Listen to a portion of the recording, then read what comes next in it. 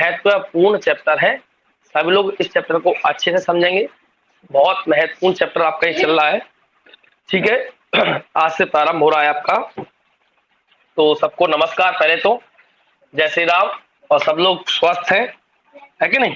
स्वस्थ रहें, स्वस्थ मस्त रहें और अच्छे से पढ़ाई करते रहें। चलिए और अपन शुरुआत करते हैं।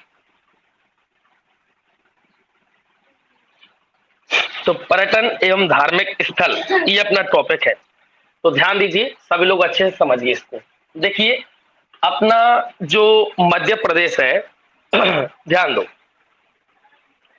सबसे पहले तो इसके बारे में समझिए, पर्यटन क्या है अपना। तो पर्यटन से आशय क्या है? देखिए, यहाँ पर पर्यटन से आशय है कि मनोरंजन, एक तो आपका मनोरंजन हो जाए, आपको पुण्य लाभ भी प्राप्त हो जाए, आपको शिक्षा की प्राप्ति भी हो, आप अनुसंधान भी करें और आपको स्वास्थ्य लाभ भी हो और आपका व्यापार भी बढ़े। इन सभी के लिए जो यात्राएं की जाती हैं, ध्यान दीजिए आप लोग, कि मनोरंजन के लिए, धार्मिक पुण्य लाभ के लिए, शिक्षा प्राप्ति के लिए, अनुसंधान के लिए, स्वास्थ्य लाभ के लिए और व्यापार के लिए जो आपकी यात्राएं की जाती है, उन यात्राओं को पर्यटन के नाम से जाना जाता है। ठीक है, उनको आप पर्यटन में शामिल करेंगे। तो मध्य प्रदेश में पर्यटन की अपार संभावनाएं हैं इस समय, है कि नहीं? अपना मध्य प्रदेश पर्यटन के रूप से एक संपन्न राज्य है। प्रकृति के रूप, प्राकृतिक रूप से देख लें या धार्मिक रूप से देख लीजिए आप, या ऐतिहासिक रूप से देख लीजिए, सभी प्रकार से मध्य प्रदेश पर्यटन के रूप में एक संपन्न राज्य है। अब अपने यहाँ पर जो पर्यटन है, इसको राष्ट्रीय और अंतर्राष्ट्रीय रूप देने के लिए, अंतर्राष्ट्रीय स्तर तक इसे विकसित करने के लिए एक नीति बनाई गई। उसके लिए अलग से एक विकास के लिए अलग से बोर्ड बनाए गए। तो कौन कौन से बोर्डों की स्थापना हुई है, कौन कौन सी नीतियां बनी है जिनसे मध्य प्रदेश में पर्यटन का विकास हो रहा है, ठीक है, इस पर चर्चा करते हैं। तो शुरुआत करते हैं हम यहीं से। तो पहला प्रश्न अपना यहीं से बनेगा कि मध्य प्रदेश में पर्यटन के विकास के लिए क्या क्या काम किए गए, क्या क्या कदम उठाए गए हैं। तो एक संस्था है जिसका नाम है मध्य प्रदेश राज्य पर्यटन विकास निगम। क्या नाम है उसका?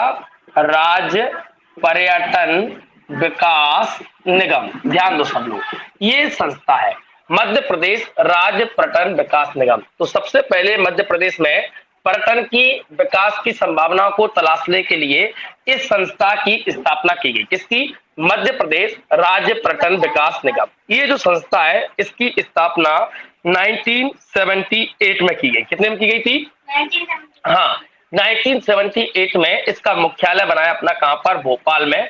तो इस संस्था की स्थापना की गई। फिर इसके बाद में हमने इसके अलावा एक संस्था और बनाई अपनी, कौन सी? Madhya Pradesh tourism board. कौन सा अपना? Madhya Pradesh tourism board. ये एक बोर्ड की भी स्थापना की। तो मध्य प्रदेश टूरिज्म बोर्ड, ये जो बोर्ड है, इस बोर्ड की स्थापना हमने कब की? तो ये हमने 22 फरवरी 2017 को इस बोर्ड की स्थापना की गई है। ठीक है, किसकी? मध्य प्रदेश टूरिज्म बोर्ड की। क्यों की गई है? अब हम पर्यटन जो है, पर्यटन को केवल पर्यटन ना मानते हुए पर्यटन को उद्योग के रूप में डेवलप कर रहे हैं। पर्यटन को किस रूप में डेवलप कर रहे हैं हम? उद्योग के रूप में डेवलप कर रहा है। इसके लिए हमने एक संस्था और बनाई है, मध्य प्रदेश टूरिज्म बोर्ड। ये दोनों ही संस्थाएं अपने यहाँ पर क्या करती हैं? पर्यटन के विकास को बढ़ावा देने का कार्य करती है। ठीक है, आगे सुनिए। इसके अलावा अपने यहाँ पर देखिए, पर्यटन, मध्य प्रदेश में पर्यटन क्षेत्रों के विकास, अब अपने यहाँ पर जितने भी पर्यटन क्षेत्र है कि नहीं, उन सबके विकास को विकास करने के लिए और उनका प्रबंधन करने के लिए, उनकी देखरेख करने के लिए हमने एक बोर्ड और बनाया, जिसे मध्य प्रदेश इको पर्यटन विकास बोर्ड कहा जाता है। क्या कहा जाता है?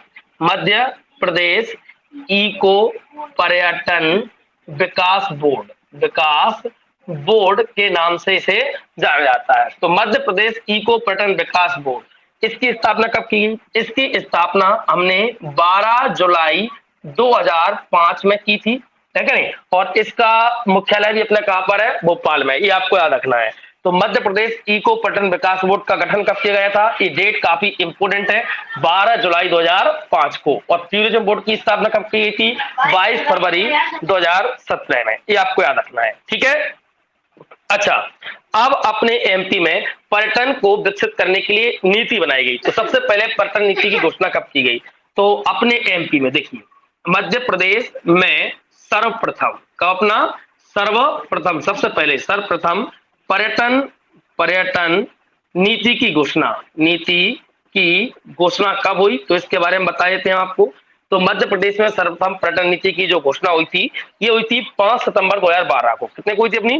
5 सितंबर 2012 को इस नीति की सबसे पहले अपन ने घोषणा की थी, ठीक है। और ये जो नीति है, इसमें हमने क्या किया था? इस नीति के तहत 2012 की जो नीति थी, इस नीति के तहत जो पर्यटन है, इस पर्यटन को हमने उद्योग के रूप में घोषित किया था। किसके रूप में? किसको? पर्यटन को उद्योग के रूप में हमने इसे घोषित किया था। ये आपको याद रखना है, ठीक है। तो अब हम पर्यटन को किस रूप में? केवल पर्यटन को पर्यटन के रूप में नहीं, पर्यटन को अब हम किसके रूप में? उद्योग के रूप में, एक इंडस्ट्री के रूप में खड़ा कर रहे हैं। ये आपको याद रखना है, ठीक है। क्लियर हुआ नहीं हुआ? चलिए, अब ये अपनी नीति चली, 2012 में चली। 12 के बाद में इसमें कुछ और परिवर्तन हुए। 2014 में, 14 में इसमें संशोधित की गई थी इस नीति को। फिर इसके बाद में कुछ इससे काम चला।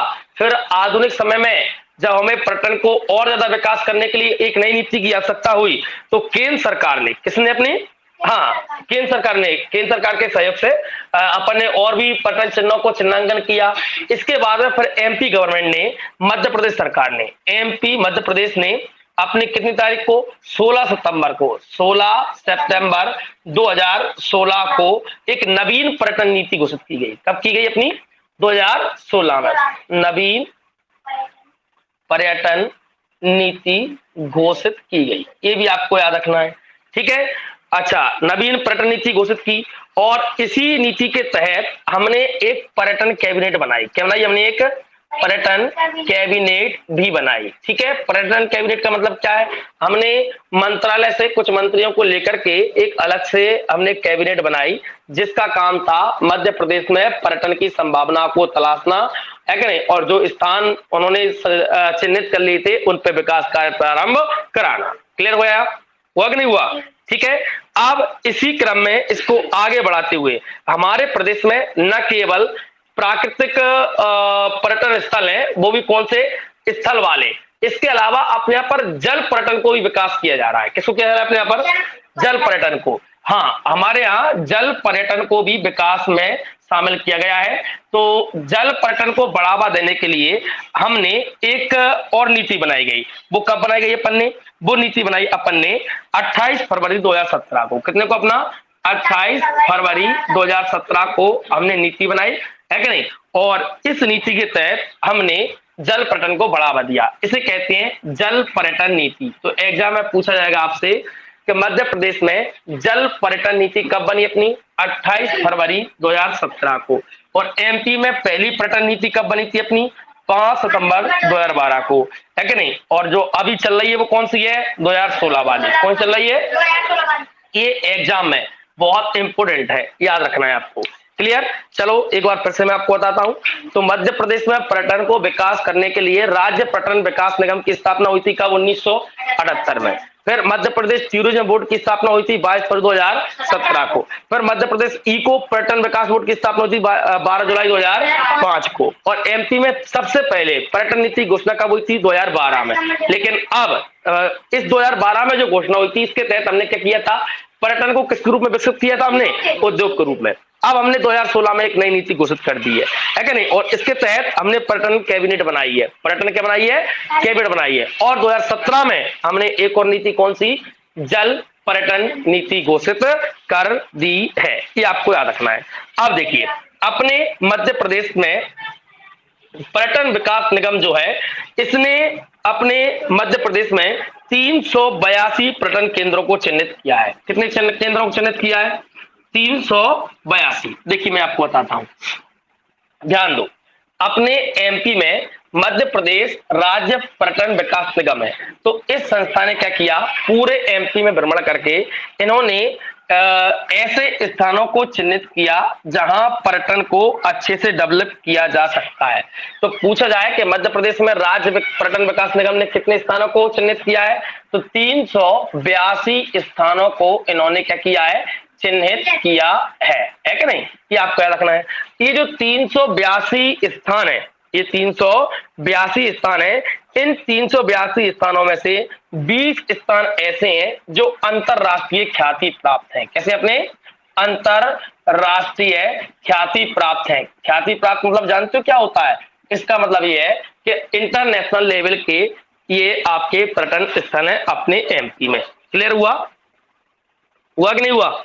ठीक है, तो और समझिए आप लोग। देखिए, तो पूछा जाए कि मध्य प्रदेश में कुल कितने पर्यटन स्थानों को चिन्हित किया पर्यटन विकास निगम ने? 382 को, और उनमें से 20 स्थानों को अंतरराष्ट्रीय ख्याति प्राप्त स्थानों में शामिल किया गया है। ठीक है, आप इसी से अंदाजा लगा सकते हैं कि अपने मध्य प्रदेश के कुछ पर्यटन स्थल ऐसे हैं जिनको यूनेस्को ने अपनी विश्व धरोहर सूची में शामिल किया है। तो देखिए, यूनेस्को एक संस्था है। यूनेस्को क्या है? अपनी, हाँ, एक संस्था है यूनेस्को। मैंने आपको इसके बारे में पढ़ाया था। यूनेस्को की फुल फॉर्म क्या होती है जानते हो? चलो पढ़ो मेरे साथ, बोलो, United Nations of Educational and Scientific Cultural Organization. United Nations of Educational and Scientific Cultural Organization. Clear? तो संयुक्त राष्ट्र, इसे आप ऐसे कह सकते हैं, संयुक्त राष्ट्र शैक्षिक वैज्ञानिक एवं सांस्कृतिक संगठन। इसका हिंदी ये हो जाएगा, संयुक्त राष्ट्र शैक्षिक वैज्ञानिक एवं सांस्कृतिक संगठन। तो ये एक संस्था है, और इस संस्था का मुख्यालय कहां पर है? आपके पेरिस में। ये क्या करती है? ये संस्था जो है, ये एजुकेशनल, साइंटिफिक और अपना कल्चरल, ये तीन चीजें। एक तो आपका ऐसी कोई स्थान, ऐसा कोई दुनिया में ऐसा कोई स्थान जो एजुकेशन के रूप में जिसका महत्व हो, या विज्ञान के रूप में जिसका महत्व हो, या जिसका कोई सांस्कृतिक महत्व हो, उस स्थान को ये अपनी सूची में शामिल करती है। ये अपनी विश्व धरोहर सूची जारी करती है। क्या करती है? विश्व धरोहर सूची जारी करती है, तो उस सूची में ये शामिल करती है। ध्यान रखना, जब यूनेस्को किसी स्थान को अपनी विश्व धरोहर सूची में शामिल कर लेती है तो उस स्थान का महत्व बढ़ जाता है, और उस स्थान की रेख देख और संरक्षण यूनेस्को की रेख देख में होता है। ये आपको याद रखना है। ठीक है, तो देखो, यूनेस्को ने अपने एमपी में से कितने स्थानों को, कितने पर्यटन स्थलों को अपनी सूची में शामिल किया है? तो देखो, अपने एमपी में यूनेस्को ने एक तो किया किसको? खजुराहो को। किसको किया? अपना खजुराहो को। एक किया अपना किसको? सांची को। किसको किया? अपना सांची बौद्ध स्तूप को। किया नहीं किया अपना? ठीक है, और एक किया किसको? भीमबेटका की गुफाओं को। भीम बैठिका की गुफाएं। अच्छा, ये तो अपने क्या हुआ? अपने कौन से स्थल हुए? अपने ये पर्यटन स्थल हुआ है। इसके अलावा सांची, यूनेस्को ने अपनी अनुसूची में और भी स्थानों को शामिल किया है। कौन कौन को किया है? देखो, अपने यहाँ पर यूनेस्को ने अपनी सूची में, तो देखो ये तो अभी हैं। इसके अलावा यूनेस्को ने अपनी विश्व धरोहर जो सूची है, इसकी संभावित सूची जारी की है। उस सूची में है कि नहीं, अपने पहले से एक तो अपना ओरछा, क्या अपना ओरछा, ये अपना शामिल है, आपको पता है। एक आपका ग्वालियर का किला, कौन सा किला? अपना ग्वालियर का किला, ये भी संभावित सूची में शामिल है कि नहीं? ये तो 2019 में हो गए थे, लेकिन अभी 2021 में लेटेस्ट एक और सूची आई है, संभावित सूची, और उस संभावित सूची में अपने एमपी के 2 स्थानों को शामिल किया है। और वो कौन कौन है? अभी लेटेस्ट आई है 2021 में, लेटेस्ट अभी उस पर चर्चा चल रही है, तो उसमें शामिल किया है। एक तो अपना किया है भेड़ाघाट। क्या किया? अपना भेड़ाघाट, जो कि आपका कहां पर है? जबलपुर में। ठीक है, और एक किया है, ये लेटेस्ट बता रहा हूं, एक किया है सतपुड़ा टाइगर रिजर्व को। किसको? सतपुड़ा टाइगर रिजर्व को, सतपुड़ा राष्ट्रीय उद्यान जो अपना, इसको अपना। ठीक है, इनको यूनेस्को ने अपनी नई संभावित सूची में शामिल किया है, इन दोनों को लेटेस्ट में 2021 में। ये आपको याद रखना है। कौन कौन को? भेड़ाघाट जबलपुर को, और सतपुड़ा राष्ट्रीय उद्यान, ये कहां है अपना? ये आपका होशंगाबाद में। कहां पर? अपना होशंगाबाद में। क्लियर हुआ अपना? चलिए, है कि नहीं? आगे बढ़े अपन बढ़ जाती हैं। तो ध्यान दें, अब क्वेश्चन ऐसे जाए कि अभी स्थायी सूची में कौन कौन शामिल है, तो केवल 3 ही है स्थायी सूची में, ये सब संभावित सूची में, आगे इन पे काम चलेगा। तो स्थायी सूची में खजुराहो, सांची और भीमबेटका है। अब पूछा जाए कि मध्य प्रदेश में सबसे पहले यूनेस्को ने अपनी सूची में किसे शामिल किया है इनमें से, तो देखो सबसे पहले किया किसको, खजुराहो को 1986 में, 1986 में, फिर सांची के स्तूप को 1989 में, और फिर भीमबेटका की गुफाओं को 2000 कितने में, 3 में। ये आपको याद रखना है, 86, 89, 3, ये डेट है, काफी इंपोर्टेंट है, सभी लोगों को अच्छे से याद रखनी है भैया, ठीक है। पूछा जाए यूनेस्को ने अपनी विश्व धरोहर सूची में एमपी में सबसे पहले किसे शामिल किया, खजुराहो को, खजुराहो के किसे, मंदिरों को, खजुराहो के जो मंदिर हैं उन मंदिरों को, और कब किया, 1986 में। सांची बौद्ध स्तूप को कब किया, 89 में, और भीमबेटका की गुफाओं को कब किया, 2003 में। भीमबेटका की गुफाएं कहां पर हैं, ये है आपके अब्दुल्लागंज में, कहां पर, अपने अब्दुल्लागंज, कहां पर आता है ये, अपना राजस्थान जिले में। और सांची बौद्ध स्तूप कहां पर आता है, ये भी आपके राजस्थान में आता है। और खजुराहो कहां आता है, आपके छतरपुर में। तो देखो अपने रायसेन के 2 स्थान, रायसेन जिले में 2 स्थान हैं जो अपने विश्व धरोहर सूची में शामिल है। कौन कौन से हैं, सांची का बौद्ध स्तूप भी रायसेन में, और भीमबेटका की गुफाएं भी रायसेन में स्थित हैं। ये आपको अच्छे से याद रखना है सभी बच्चों को, क्लियर। चलिए अब आगे बढ़ते हैं हम आपको, और अभी 2021 में संभावित सूची में कौन कौन शामिल हुए हैं, भेड़ाघाट और सतपुड़ा, भेड़ाघाट और कौन, अपना। चलिए तो आगे सुनो अब ध्यानपूर्वक, अब मैं एक एक करके आपको पूरे पर्यटन स्थलों के बारे में समझाता हूं, ध्यान दो, काफी इंपोर्टेंट चैप्टर चलने वाला है आपको। देखो तो शुरुआत करते हैं अपन इन्हीं चैप्टर से, पहले विश्व धरोहर सूची में शामिल चैप्टरों को पढ़ेंगे फिर आगे पढ़ेंगे। तो शुरुआत करते हैं किससे, खजुराहो से। मैं आपको पहले खजुराहो के बारे में बताऊंगा, आज आपको खजुराहो का भ्रमण करवाता हूं, आप सभी लोग ध्यानपूर्वक समझो, है कि नहीं, खजुराहो क्या चीज है। देखिए सबसे पहले तो ये कि खजुराहो है कहां पर, खजुराहो आपके छतरपुर में, कहां पर, अपने छतरपुर में। छतरपुर मतलब बुंदेलखंड कह सकते हैं आप, क्या कह सकते हैं आप इसे, बुंदेलखंड। ये जो खजुराहो है, खजुराहो का नाम है खजूर वाहक, क्या अपना, खजूर वाहक, इसे खजूर वाहक के नाम से जाना जाता है। कौन को, खजुराहो को। खजुराहो को एक और नाम इसे जैजाक भुक्ति भी कहते हैं, क्या कहते हैं इसे, जैजाक भुक्ति के नाम से भी जाना जाता है। खजुराहो को शिल्प नगरी के नाम से, शिल्प नगरी या स्थापत्य कला की नगरी, किसकी नगरी, अपनी, हाँ बिल्कुल सही है, स्थापत्य नगरी, नगरी के नाम से भी जाना जाता है। खजुराहो को पत्थर पर तराशी गई नगरी, पत्थर पर तराशी गई नगरी के नाम से भी जाना जाता है। इतने नाम खजुराहो के हैं। देखो कौन कौन से, खजुराहो कहाँ है, अपना छतरपुर बुंदेलखंड में, जिसे खजूर वाहक, यहाँ खजूर के पेड़ होते थे इसलिए इसका नाम क्या पड़ा, खजुराहो पड़ा है कि नहीं। इसे जैजाक भुक्ति भी कहते थे, इसे शिल्प नगरी भी कहते हैं। शिल्प नगरी क्यों कहते हैं, क्योंकि यहाँ के जो मंदिर हैं उनका जो कला है, आर्किटेक्चर सिस्टम है, वो बहुत ही शानदार है। तो इसे शिल्प नगरी, स्थापत्य नगरी और पत्थर पर तराशी गई नगरी के नाम से भी जाना जाता है। किसे बताओ, खजुराहो को। ध्यान दो, ये जो खजुराहो है, खजुराहो का उल्लेख हमें कहां मिलता है। देखो एक यात्री था अपने देश में, एक यात्री आया था जिसका नाम था इब्न बतूता। क्या नाम था, इब्न बतूता। ये आपने नाम सुना हुआ, इब्न बतूता, सुना है नहीं सुना है। ये मोरक्को का था, कहां का था, अपना मोरक्को का था। और ये यात्री अपने भारत में आया तो इसने एक किताब लिखी है जिसका नाम है किताब उल रेहला। क्या नाम है, हाँ किताब उल रेहला, किताब उल रेहला, ये इसकी पुस्तक का नाम है। रेहला नाम की पुस्तक लिखी है इसने, इब्न बतूता ने। तो इस पुस्तक में इसने खजुराहो के शिल्प कला का वर्णन किया है। कौन ने किया है, इब्न बतूता ने, जो कहां का था, ये मोरक्को का था। कहां का था अपना, ये मोरक्को, मोरक्को देश है तो उस देश का था ये, ठीक है, क्लियर। कौन, अपना इब्न बतूता, और उसकी पुस्तक का नाम क्या है, किताब उल रेहला। उसमें इसने खजुराहो का उल्लेख किया है। अच्छा और बताता हूं, ये जो खजुराहो है, ये खजुराहो चंदेल वंश के राजाओं की धार्मिक राजधानी रही है। किसकी, अपनी चंदेल वंश के जो राजा रहे हैं, तो चंदेल वंश के राजाओं की क्या रही है, ये अपनी धार्मिक और सांस्कृतिक, धार्मिक और कैसी अपनी, हाँ सांस्कृतिक सांस्कृतिक राजधानी के रूप में इसका वर्णन मिलता है। किसका? खजुराहो का। क्वेश्चन ऐसे जाए कि चंदेल वंश की धार्मिक राजधानी किसे कहा जाता है? तो किसे कहा जाता है? खजुराहो को कहा जाता है। चंदेल वंश की सांस्कृतिक राजधानी किसे कहा जाता है? तो किसे कहा जाता है बताओ? खजुराहो को कहा जाता है। ये आपको याद रखना है, ठीक है। चलिए आगे बढ़ते हैं। अच्छा एक चीज और, खजुराहो में जितने भी मंदिर हैं, पूछ रहा है खजुराहो में कुल कितने मंदिर हैं? तो खजुराहो क्यों फेमस है? खजुराहो भैया मंदिरों के लिए फेमस है।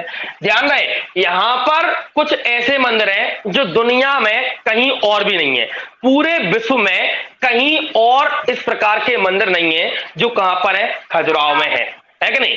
तो खजुराहो किसके लिए फेमस है? मंदिरों के लिए फेमस है। यहां पर कुल मंदिर कितने हैं? तो वो है 85 मंदिरों का उल्लेख मिलता है खजुराहो के अंदर। तो खजुराहो में कुल कितने मंदिर थे भैया? 85 मंदिर थे। लेकिन इनमें से अब बचे कितने हैं भाई? प्राचीन मंदिर थे, खंडर हुए हैं। अब इनमें से बचे कुल कितने? अपने 22 मंदिर। कितने बचे हैं? अपने 22 मंदिर जो है अब वर्तमान में बचे हैं। कुछ पुस्तकों में 25 भी लिखा हुआ है, कुछ पुस्तकों में आपको 25 मंदिर भी लिखा हुआ होगा, है कि नहीं? तो बचे कितने अभी? लेकिन 22 मंदिर अभी वर्तमान में बचे हुए हैं। ये आपको याद रखना है, ठीक है। किसमें? अपने बोलो किसमें? खजुराहो में। अच्छा अब ये मंदिर थे, इन मंदिरों का निर्माण कौन ने करवाया? तो ये जो मंदिर है, अब बताइए किस वंश की राजाओं की राजधानी थी? चंदेल वंश के राजाओं की। तो यहां पर ये जो मंदिर है, इन मंदिरों का निर्माण भी चंदेल वंश के राजाओं ने करवाया है कि नहीं? कब करवाया है? तो चंदेल वंश के राजाओं ने खजुराहो में जो मंदिर हैं, इन मंदिरों का जो निर्माण है वो आपका 950 ईस्वी से लेकर के 1050 ईस्वी के मध्य में करवाया है। कब से कब तक करवाया बताओ? 950 ईस्वी से 1050 ईस्वी के मध्य में। तो ये कौन सी सदी हो गई?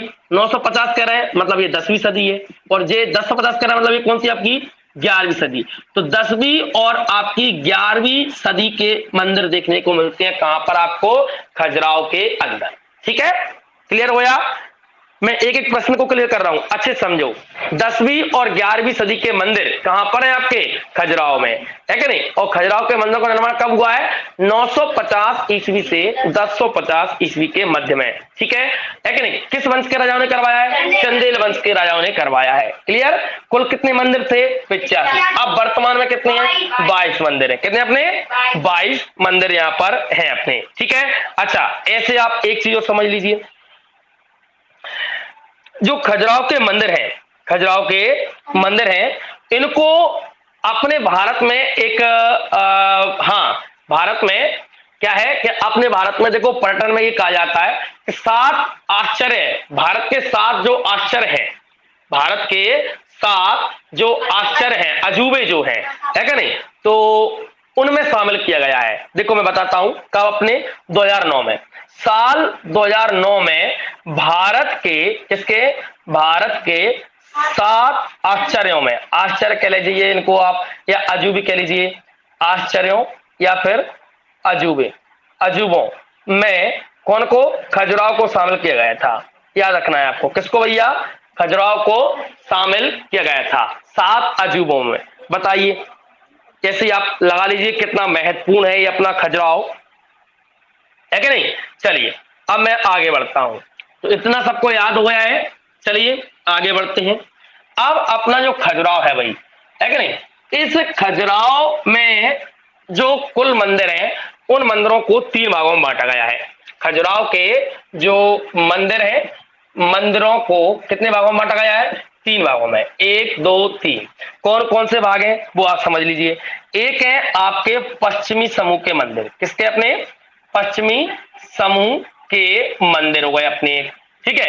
एक है आपके पूर्वी समूह के मंदिर, किसके? अपने पूर्वी समूह के मंदिर। एग्जाम में पूछा जाएगा कि खजुराहो के मंदिरों को कितने समूह बांटा गया है? 3 समूह में, पश्चिमी समूह, पूर्वी समूह और एक है दक्षिणी समूह के मंदिर, किसके? अपने दक्षिणी समूह के मंदिर। अब बताओ 4 दिशाओं में से कौन सी दिशा नहीं है इसमें?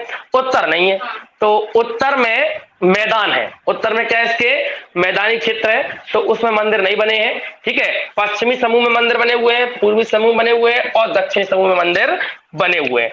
अब यहां पर जो पश्चिमी समूह के मंदिर है तो वो कौन कौन से हैं, दक्षिणी समूह के कौन कौन से हैं, वो आपको पता होना चाहिए। देखिए जो खजुराहो है, खजुराहो में सबसे ज्यादा जो मंदिर हैं वो पश्चिमी समूह के अंदर आते हैं। खजुराहो में सबसे फेमस मंदिर है कनरिया महादेव का मंदिर। किसका मंदिर? कनरिया महादेव का मंदिर। तो वो किसमें आपका? पश्चिमी समूह में। तो इसमें लिखेंगे अपन इसकी क्वालिटी में क्या, कि ऐसे लिखेंगे, इसमें सर्वाधिक मंदिर है, सर्वाधिक मंदिर है, शामिल है। ठीक है, और इसमें कौन कौन से मंदिर है तो अपन लिखते हैं इसमें कनरिया महादेव, कंदारिया महादेव मंदिर, ये पूरा फेमस है। खजुराहो का सबसे मुख्य मंदिर माना जाता है भैया कंदरिया महादेव मंदिर।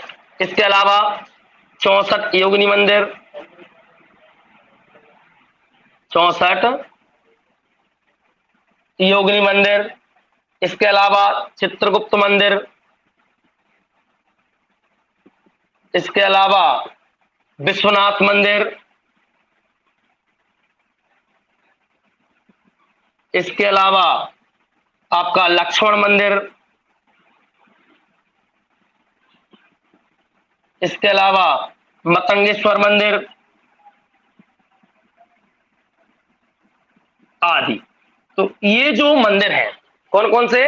कंदरिया महादेव मंदिर, 64 योगिनी मंदिर, चित्रगुप्त मंदिर, विश्वनाथ मंदिर, लक्ष्मण मंदिर, मतंगेश्वर मंदिर, ये प्रमुख मंदिर हैं। ये मंदिर आपके किसमें है? पश्चिमी समूह में शामिल है। एग्जाम में वो आपसे पूछ लेगा कि चित्रगुप्त मंदिर खजुराहो के कौन से समूह में शामिल है, पश्चिमी में, पूर्वी में या दक्षिणी में? तो आपको बताना होगा कौन से में, बताओ। पश्चिमी समूह में शामिल है। अच्छा एक चीज और, अब आपको ये पता होना चाहिए, अपने यूनेस्को ने, कौन ने? जो यूनेस्को है आपकी, तो यूनेस्को ने खजुराहो को अपनी विश्व धरोहर सूची में शामिल किया है। किसमें किया है? विश्व धरोहर सूची में शामिल किया है। कब किया है पता है आपको? 1986 में, 86 में। तो जानते हो पूरे खजुराहो के मंदिरों को शामिल किया क्या? नहीं, उसने केवल ये पश्चिमी समूह के मंदिर हैं, केवल इन्हीं मंदिरों को अपनी विश्व धरोहर सूची में शामिल किया है। ये आपको याद रखना है। यूनेस्को ने अपनी विश्व धरोहर सूची में केवल कौन से मंदिरों को? पश्चिमी समूह के जो मंदिर हैं इन्हीं मंदिरों को शामिल किया है। ये आपको अच्छे से याद रखना है। ठीक है, अब देखो पूर्वी समूह के मंदिर हैं, तो इनमें कौन कौन से मंदिर शामिल हैं वो आपको पता होना चाहिए। इनमें आपके हैं कौन से? पार्श्वनाथ का मंदिर, पार्श्वनाथ मंदिर है कि नहीं? इसमें आपका घटाई मंदिर, घटाई मंदिर, घटाई मंदिर। इसके अलावा आदिनाथ का मंदिर, किसका मंदिर? अपना आदिनाथ मंदिर। ये प्रमुख मंदिर इसमें शामिल है। अब आप देखिए यहां पर जो मंदिर है आपके कौन कौन से? पार्श्वनाथ, घटाई और आदिनाथ। ये पूरे मंदिर किस धर्म से संबंधित है बताओ? जैन धर्म से। किससे? अपने जैन धर्म। तो क्वेश्चन क्या बन गया कि खजुराहो का कौन सा समूह, खजुराहो में स्थित मंदिरों का कौन सा समूह जैन धर्म का प्रतिनिधित्व करता है? तो पश्चिमी समूह, पूर्वी समूह, दक्षिणी समूह, कौन सा समूह बताओ? पूर्वी समूह। ठीक है, ऐसे ही वो पूछेगा। देखो कंदरिया महादेव मंदिर ये महादेव से संबंधित है, 64 योगिनी ये भी महादेव से संबंधित है। इसमें 64 योगिनी के अलावा चित्रगुप्त मंदिर सूर्य देवता से संबंधित है, विश्वनाथ महादेव से संबंधित है, लक्ष्मण मंदिर राम ये विष्णु से संबंधित है, मतंगेश्वर मंदिर ये महादेव से। तो ये वैष्णव और अपना शैव धर्म से संबंधित है। अब देखो किससे? अपना दक्षिणी समूह के मंदिर, इसमें कौन कौन से शामिल हैं? तो दक्षिणी समूह के जो मंदिर हैं इनमें है दूल्हा देव का मंदिर। किसका? अपना दूल्हा देव मंदिर।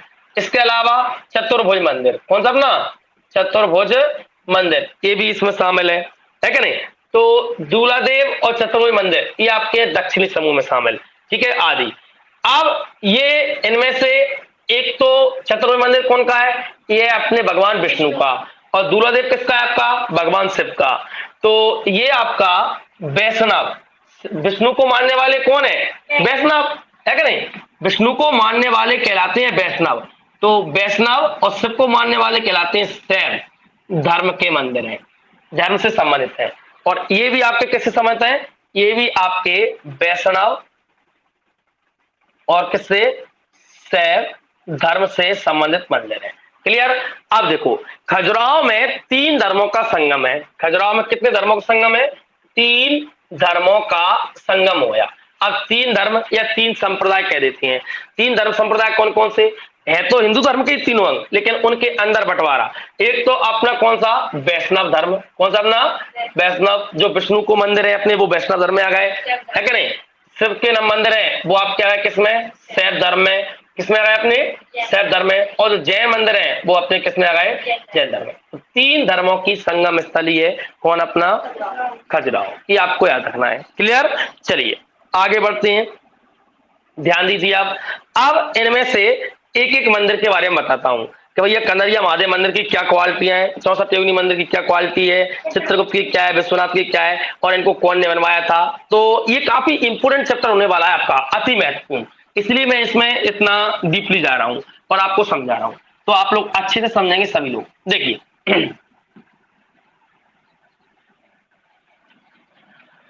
तो सबसे पहले लेता हूं मैं किसको? कंदारिया महादेव मंदिर को। इसके बारे में देखिए, कंदारिया महादेव मंदिर, ध्यान दीजिए, कंदारिया महादेव मंदिर। तो कंदारिया महादेव मंदिर के बारे में देखिए, देखो खजुराहो के अंदर जितने भी मंदिर हैं उन सभी मंदिरों में सबसे विशाल मंदिर ये है। कौन सा मंदिर? अपना कंदारिया महादेव मंदिर।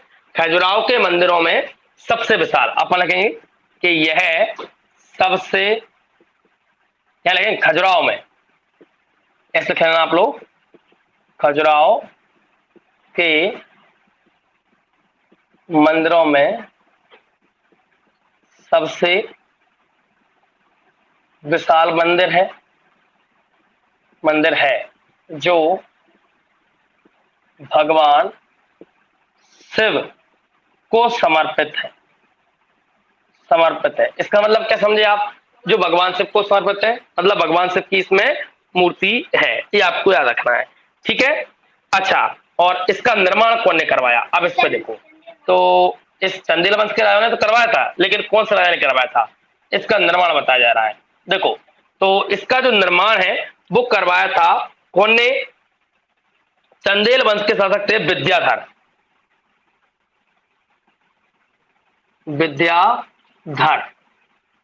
है कि नहीं?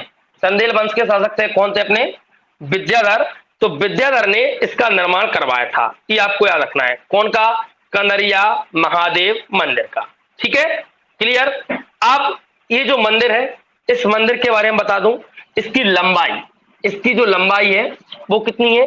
तो वो है आपकी 102.3 फीट, है कि नहीं? फीट कह लें आप इसे, 100 या फुट कह लीजिए, आप फुट कह लीजिए, ऐसे ले लो, 102.3 फुट, मतलब 102 फुट और 3 इंच इसकी लंबाई है। इसकी चौड़ाई की बात करें, देखो चौड़ाई, इसकी चौड़ाई जो है वो आपकी 66.10 फुट। इसका मतलब क्या हुआ? 66 फुट और 10 इंच, ठीक है? और इसकी ऊंचाई की बात करें तो इसकी ऊंचाई है 101.3 फुट। 101.3 फुट, 101 फुट ऊंची और 3 फुट नीची, 3 इंच, सॉरी, 101.3 तो 3 आपका इंच है आपका। क्लियर है कि नहीं? 3 नहीं है, 9 है। 3 तो ये लंबाई है, 9 है, 9 करना है इसको, 9। क्लियर? अच्छा, तो लंबाई हो गई 102 फीट, चौड़ाई हो गई 66 फीट और ऊंचाई हो गई कितनी आपकी? 101 फीट। इतने बड़े विशाल मंदिर का निर्माण करवाया था कौन ने? राजा विद्याधर ने। अच्छा, पता है आपको ये जो मंदिर है अपना, इस कंदारिया महादेव मंदिर की तुलना किससे की जाती है? इसकी तुलना की जाती है अपने उड़ीसा के लिंगराज मंदिर से। किससे की जाती है इसकी तुलना? लिंगराज मंदिर से इसकी तुलना की जाती है। और लिंगराज मंदिर कहाँ का है अपना? भुवनेश्वर में। कहां पर अपना? भुवनेश्वर के लिंगराज मंदिर से इसकी तुलना की जाती है। कभी ऐसे क्वेश्चन पूछा जाए कि मध्य प्रदेश का लिंगराज मंदिर किसे कहा जाता है, तो किसे कहा जाता है? कंदारिया महादेव मंदिर को, ठीक है? क्या प्रश्न बनेगा कि मध्य प्रदेश का लिंगराज मंदिर किसे कहा जाता है? तो आप क्या जवाब देंगे? कनरिया महादेव मंदिर को। क्लियर हुआ अपना? हुआ कि नहीं हुआ? हो गया। चलिए, ये हुआ आपका कौन सा? कनरिया महादेव मंदिर। कब हुआ था इसका निर्माण? कौन ने करवाया था? विद्याधर ने। क्लियर। चलिए, अब नेक्स्ट अगला मंदिर देखिए कनरिया के बाद में।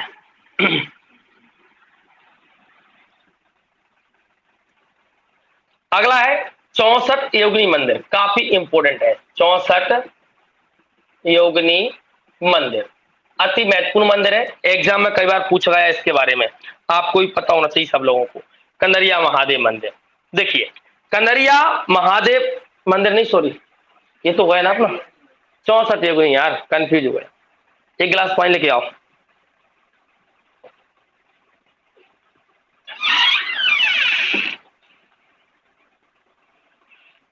चलिए देखिए, तो 64 योगिनी मंदिर इसके बारे में पढ़ा रहा हूं मैं आपको, ध्यान दें सभी लोग। 64 योगिनी मंदिर अपने, सबसे पहले तो ये 64 योगिनी मंदिर है, ये अपनी एमपी में कहां कहां पर है?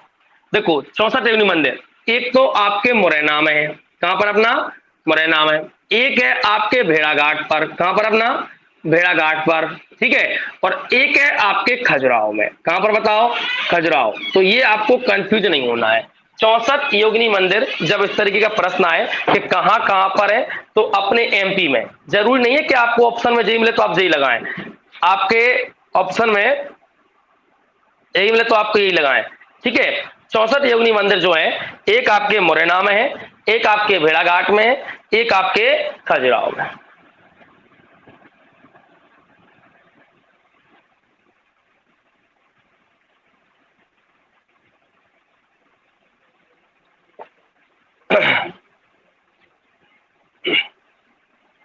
तो अभी हम कहां पढ़ रहे हैं? अभी हम खजुराहो का पढ़ रहे हैं, इसके बारे में देखिए आप। देखिए, तो ये जो मंदिर है कौन सा? अपना 64 योगिनी मंदिर, ये आयताकार आकार में बना हुआ है। किसमें? अपना आयताकार रूप में बना हुआ है, रूप में निर्मित है आपका, ठीक है। और ये जो मंदिर है बना किससे है? तो ये ग्रेनाइट के पत्थरों से बना हुआ है। किससे बना हुआ? अपना ये ग्रेनाइट, बिल्कुल सही है। ग्रेनाइट के जो पत्थर है उन पत्थरों से ये निर्मित मंदिर है। कौन सा? बताओ कौन सा? 64 योगिनी का मंदिर, ठीक है। अच्छा, अब इसमें देखिए, जो अपने खजुराहो के अंदर जितने भी मंदिर हैं, उन सभी मंदिरों में सबसे प्राचीन मंदिर यही माना जाता है। कौन सा? 64 योगिनी मंदिर। तो क्या कहेंगे अपन कि खजुराहो। देखिए, तो खजुराहो के जो मंदिर हैं, उन मंदिरों में सबसे प्राचीन मंदिर माना जाता है कौन सा? अपना 64 योगिनी मंदिर। ये आपको याद रखना है। क्लियर। चलिए, ये जो मंदिर है इसके पास में ही एक झील है जिसका नाम है शिवसागर झील है। इसके निकट शिवसागर झील है, ठीक है। और ये जो मंदिर है 64 योगिनी मंदिर, यह है तंत्र मंत्र विद्या से से संबंधित मंदिर है। ये आपको याद, ठीक है। तंत्र मंत्र विद्या जो है उससे संबंधित मंदिर है 64 योगिनी मंदिर। ये आपको याद रखना है। क्लियर सभी लोगों को। तो पूछा जाए कि 64 योगिनी मंदिर कहां पर है? खजुराहो में है, ठीक है। इसके अलावा और कहां कहां पर है? एक आपके कहां पर है? अपना मुरैना में, और एक कहां है? अपना भेड़ाघाट पर, ठीक है। 64 योगिनी मंदिर का आकार कैसा है? आयताकार। किन पत्थरों से बना हुआ है? ग्रेनाइट के पत्थरों से। कहां पर है? खजुराहो में। खजुराहो का सबसे पुराना मंदिर कौन सा है? 64 योगिनी मंदिर। और खजुराहो का सबसे प्रसिद्ध मंदिर कौन सा है? कनरिया महादेव मंदिर। ये आपको याद रखना है, ठीक है। और इसके निकट कौन सी झील है? शिवसागर झील, एक तालाब है, ठीक है। और ये तंत्र विद्या से संबंधित आपका ये मंदिर है। क्लियर हो गया। नेक्स्ट आगे बढ़ते हैं। अगला है आपका लक्ष्मण मंदिर।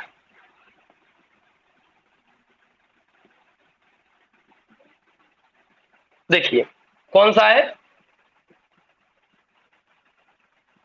लक्ष्मण मंदिर।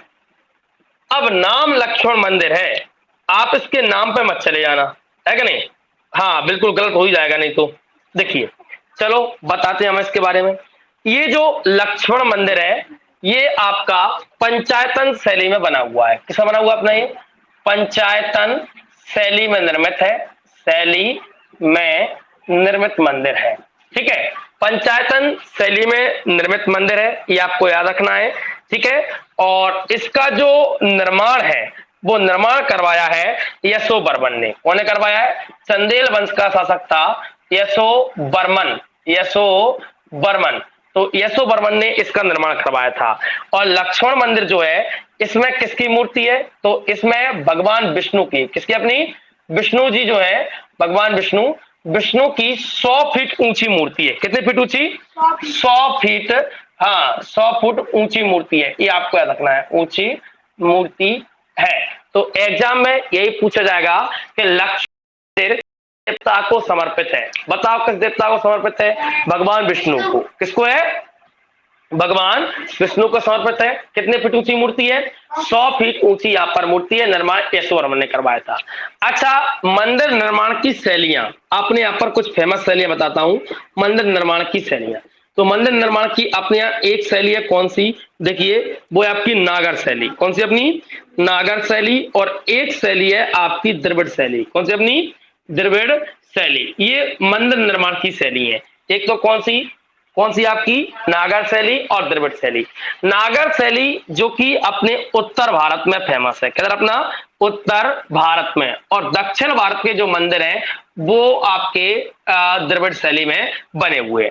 देखिए फिर भी आपको देखने को मिलता है, जैसे अपना शिवपुरी ग्वालियर क्षेत्र है, इस क्षेत्र में कौन से मंदिर हैं? तो अपने शिवपुरी क्षेत्र में ज्यादातर मंदिर आपको नागर शैली में मिलेंगे। नागर शैली कैसी होती है? इसमें इस तरह का मंदिर होता है और मंदिर के ऊपर गुंबद होता है। याद रखिए, मंदिर के ऊपर क्या होता है? या तो गोल गुंबद होगा या फिर वो इस तरह का गुंबद होगा आपका। देखिए इस तरह का गुंबद होगा और उस पर कलश रखे होंगे, इस पर भी कलश रखे होंगे, या फिर झंडा लगा हुआ होगा आपका इस तरह से।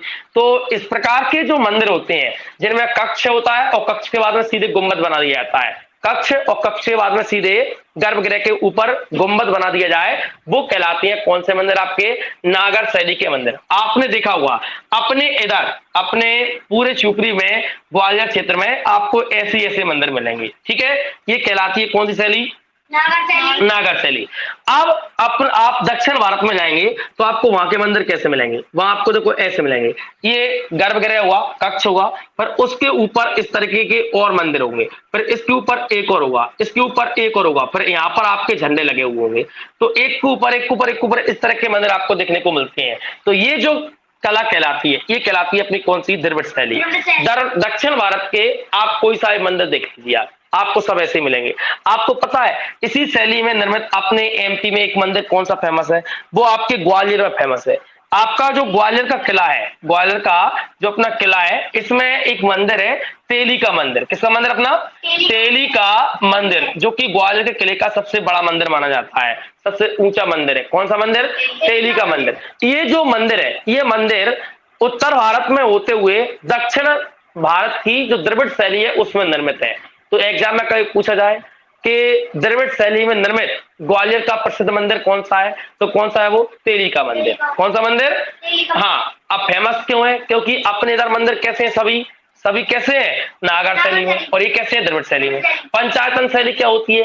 जिसमें 5 प्रमुख देवताओं को बिठाया जाता है, जिसमें 5 प्रमुख देवी देवताओं को बिठाया जाता है, वो अपनी कहलाती है कौन सी शैली? पंचायतन शैली, है कि नहीं? पंचायत में समझ रहे हैं आप लोग? 5 प्रमुख देवी देवता मतलब कैसे? जैसे आपने शिव परिवार देखा होगा, भगवान शिव का जो परिवार होता है वो पंचायतन शैली में बैठता है। एक साइड अपने पार्वती जी बैठ जाती हैं, एक साइड कार्तिकी जी बैठ जाती हैं, एक साइड गणेश जी बैठ जाते हैं, एक साइड आपका नादिया रहता है। कौन रहता है? अपना नादिया रहता है। और एक साइड भगवान शंकर रहते हैं। कितने हुए? 5 हुए अपने। तो पंचायतन शैली में निर्मित होता है भगवान किसका? शिव का मंदिर, है कि नहीं? लेकिन यहाँ पर विष्णु की मूर्ति है और वो पंचायतन शैली में बना हुआ है। यहाँ पर 5 प्रमुख देवता है, ये आपको याद रखना है। क्लियर? चलिए नेक्स्ट आगे बढ़ते हैं, अगले मंदिर पे बढ़ता हूं मैं। देखिए अगला मंदिर है आपका चित्रगुप्त मंदिर। ये भी एग्जाम में कई बार पूछा जा चुका है चित्रगुप्त मंदिर के बारे में। इसके बारे में भी सुनिए। चित्रगुप्त मंदिर। ये जो मंदिर है, इस मंदिर का निर्माण, इसका जो निर्माण था वो चंदेल वंश के राजा गंडदेव ने, कौन ने? राजा गंडदेव जो थे उन्होंने इसका निर्माण करवाया था। किसका? चित्रगुप्त मंदिर का। ठीक है, इस मंदिर के अंदर, इस मंदिर के अंदर जो है सूर्य की प्रतिमा है। किसकी? अपनी सूर्य की प्रतिमा है। ठीक है, भगवान सूर्य को समर्पित है, सूर्य की प्रतिमा है। और पास में ही उसी के पास में चित्रगुप्त की प्रतिमा भी है, चित्रगुप्त की प्रतिमा भी है। ये आपको याद रखना है। क्लियर? तो एग्जाम में पूछा जाए कि चित्रगुप्त मंदिर किस देवता के लिए समर्पित है, तो सूर्य देवता के लिए। किसके लिए? सूर्य देवता के लिए। यहाँ पर सूर्य देवता की भी प्रतिमा है और किसकी प्रतिमा है? अपने चित्रगुप्त की भी प्रतिमा है। और इस मंदिर का निर्माण कौन ने करवाया था? राजा गंडदेव ने। ठीक है, नेक्स्ट अगला मंदिर है मतंगेश्वर मंदिर। कौन सा? अपना मतंगेश्वर मंदिर। इसके बारे में देखो आप, मतंगेश्वर मंदिर के बारे में। ये जो मतंगेश्वर मंदिर है ये भगवान शिव को समर्पित है। किसको? अपना भगवान शिव को समर्पित है, ये आपको याद रखना है। ठीक है, समर्पित है। और शिव की इसमें 8 फीट ऊंची मूर्ति है, 8 फीट ऊंची इसमें मूर्ति है, ये आपको याद रखना है, भगवान शिव की। और इस मंदिर का जो निर्माण है वो चंदेल वंश के शासक हर्षवर्मन ने, कौन ने? हर्षवर्मन नाम का शासक था, उसने इसका निर्माण करवाया था। ठीक है, उसने इसी मंदिर के गर्भगृह में, इस मंदिर के जो गर्भगृह जानते हो किसे कहते हैं? जहां पर भगवान की मूर्ति स्थापित होती है उसे कहते हैं गर्भगृह। तो ये जो गर्भगृह है, इस गर्भगृह में उसने भटकती मणि लगवाई थी। कौन सी लगवाई थी? हाँ, भटकत मणि लगवाई थी। कौन ने? राजा हर्षवर्मन ने। याद रखना है। तो भटकत मणि कौन से मंदिर में लगी हुई है, ऐसे एग्जाम में पूछा जाए तो क्या बताएंगे आप? मतंगेश्वर मंदिर में। और मतंगेश्वर मंदिर भगवान किस भगवान को समर्पित है? भगवान कौन को है? शिव भगवान को। कितनी फीट ऊंची मूर्ति है? 8 फीट ऊंची मूर्ति। और इस मंदिर का निर्माण कौन ने करवाया था? राजा हर्षवर्मन ने। किस वंश का था ये? चंदेल वंश का। किस वंश का था बताओ? चंदेल वंश का। ठीक है, चलिए नेक्स्ट आगे बढ़ते हैं। अगला है आपका विश्वनाथ मंदिर। कौन सा भैया? कौन सा है? चलिए, तो अगला है आपका विश्वनाथ मंदिर। स्कोर पढ़ेंगे आप, देखिए। तो विश्वनाथ मंदिर, इस मंदिर के बारे में देखिए। विश्वनाथ मंदिर जो है ये पंचायतन शैली में निर्मित है। किसमें? अपना पंचायतन शैली में निर्मित है।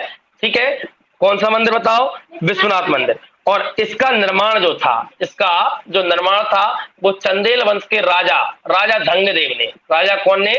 राजा धंगदेव जो थे इन्होंने इसका निर्माण करवाया था। कब करवाया था? तो 1002 से लेके 1003 ईस्वी के बीच में इसका निर्माण करवाया गया था। ठीक है, ये विश्वनाथ कौन होते हैं? भगवान शिव। तो शिव को समर्पित मंदिर है, शिव को समर्पित मंदिर है, ये आपको याद रखना है। कौन सा? अपना खजुराहो का मंदिर है कि नहीं? और ये जो मंदिर है काफी इंपोर्टेंट है। कौन सा मंदिर? विश्वनाथ मंदिर। कौन ने बनवाया था? राजा धंगदेव ने। ये आपको याद रखना है। क्लियर? अगला मंदिर है, देखो। अब मैं ये तो अपने कौन से हुए? पश्चिमी समूह के। अब पूर्वी समूह के मंदिर हैं। तो पूर्वी समूह का मंदिर है, सबसे पहले ले रहा हूं मैं आपको घटाई मंदिर। ये एग्जाम में पूछा जा सकता है, घटाई मंदिर। तो घटाई मंदिर जो है ये एक जैन मंदिर है। कैसे? अपना जैन मंदिर है, ये आपको याद रखना है। और ये पूर्वी समूह का मंदिर है। कैसा? अपना पूर्वी समूह का मंदिर है, ये भी आपको याद रखना है। और जो घटाई मंदिर है कि नहीं, इसमें क्या है तो मैं आपको बता दूं, इसमें भगवान महावीर थे, तो उनकी जो माता है, उनकी माता के स्वप्नों की कथा इसमें वर्णित है। इस घटाई मंदिर में भगवान महावीर की जो माता श्री थी, उनके पूरे जो स्वप्न आए थे, उनको 16 स्वप्न आए थे, तो 16 स्वप्नों की गाथा का वर्णन इस मंदिर में मिलता है। कौन से मंदिर में? हाँ, तो अपन लिख देंगे भगवान महावीर की माता के 16 स्वप्नों, 16 स्वप्नों को दर्शाया गया है। किसमें? घटाई मंदिर में। क्लियर। अगला है आपका पार्श्वनाथ मंदिर। कौन सा अपना? पार्श्वनाथ मंदिर। ये भी आपका किसमें? पूर्वी समूह में शामिल है पार्श्वनाथ मंदिर। ये आपका पंचरथ शैली में निर्मित है। पंचरथ शैली जैन धर्म में फेमस है, पंचरथ शैली में निर्मित है कि नहीं, में निर्मित मंदिर है। ये आपको याद रखना है, जैन मंदिर है। और इसका जो निर्माण था वो 950 ईस्वी से लेकर के 950 ईस्वी से लेकर के 980 ईस्वी के मध्य में इसका निर्माण हुआ है। ठीक है। और इसका निर्माण जो है कौन ने करवाया था पूछा जाए तो इसका निर्माण था राजा धंग, राजा धंगदेव ने इसका निर्माण करवाया था। ठीक है, ये आपको याद रखना है। पार्श्वनाथ ये भी जैन धर्म का मंदिर है, पंचरथ शैली में निर्मित है। इसका निर्माण 950 ईस्वी से 980 ईस्वी के बीच में हुआ था और इसका निर्माण भी कौन ने करवाया था? राजा धंगदेव ने करवाया था। ये आपको याद रखना है। क्लियर। आगे बढ़े। अब खजुराहो के और जो मंदिर हैं उनमें और कौन सा फेमस है उसको ले लो। तो और फेमस है एक आपका दूला देव का मंदिर। क्यों? कौन का? अपना दूला देव मंदिर। देखो ये मंदिर कैसा है, तो दूला देव का मंदिर ये दक्षिण समूह में आता है। किसमें आता है? दक्षिण समूह में आता है ना, बिल्कुल सही है। तो अपन लिख देंगे ये कि ये दक्षिण समूह में शामिल मंदिर है, शामिल है। ठीक है। और ये जो मंदिर है ये भगवान शिव को समर्पित है। ध्यान रहे, भगवान शिव को समर्पित है और ये वर्तमान अवस्था में खंडित मंदिर है, खंडित अवस्था हुआ है, टूटा फूटा खंडर के रूप में है। और इसके गर्भगृह में भगवान शिव का शिवलिंग है। उस शिवलिंग के बारे में कहा जाता है कि वो शिवलिंग जो है 1000मुखी, सहस्त्रमुखी शिवलिंग है। वो कैसे? अपना सहस्त्रमुखी शिवलिंग है। तो अपन लिखेंगे यह शिव को समर्पित मंदिर है। इसमें भगवान शिव का सहस्त्रमुखी, सहस्त्रमुखी मतलब 1000मुखी शिवलिंग है, शिवलिंग है। यह मंदिर खंडर अवस्था में है। कौन सा मंदिर बताओ? दूलादेव मंदिर। दूलादेव का मंदिर। बोलो कोई दिक्कत नहीं है। तो ये आपके खजुराहो के जो प्रमुख मंदिर थे वो आपका कंप्लीट हो गया है। ठीक है। खजुराहो के एग्जाम में जो भी प्रश्न पूछे जाएंगे इन मंदिरों से संबंधित वो आप बिल्कुल बता देंगे। ठीक है। क्लियर हो गया अपना? हुआ कि नहीं हुआ? हो गया। चलिए, तो खजुराहो के मंदिर कंप्लीट हो गए हैं आपके। क्लियर। अब ध्यान दीजिए आगे। अब है आपका सांची के मंदिर, सांची का स्तूप। तो सांची के बुद्ध स्तूप को भी जो है अपने विश्व धरोहर सूची में शामिल किया गया है। इसके बाद में फिर हम पढ़ेंगे कौन सा आपका हाँ, सांची के बाद में भीमबेटका की गुफाएं, उनको भी विश्व धरोहर सूची में शामिल किया है। तो पहले प्रमुख के बारे में जानेंगे, फिर अपन अन्य पर्यटन के बारे में जानेंगे। ठीक है। तो आज के लिए इतना ही काफी। ठीक है, टाइम भी हो गया है। आप सब लोग 9 बजे फिक्स 9 बजे क्लास में आ जाया करो। ठीक है, ताकि क्लास अपनी समय से चल सके। अब आपकी क्लास 12 बजे होने वाली है, भूगोल की। बहुत ही शानदार क्लास होने वाली है भैया, भूगोल की बहुत शानदार जबरदस्त क्लास होने वाली है, प्रश्नोत्तरी की। सभी लोग उसमें उपस्थित हो। नमस्कार।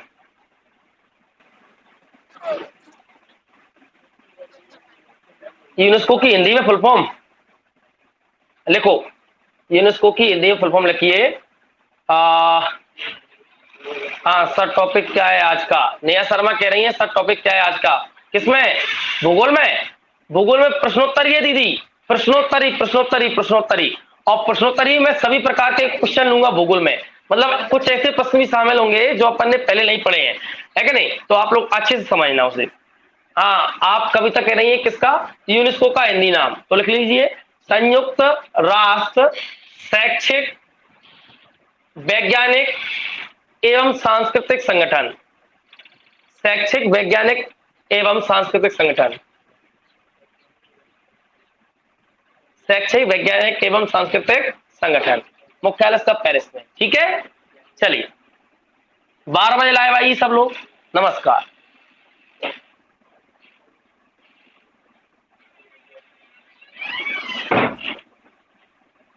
क्लास छोड़ दो बेटा, निकिता, निकिता कविता क्लास छोड़ दीजिए।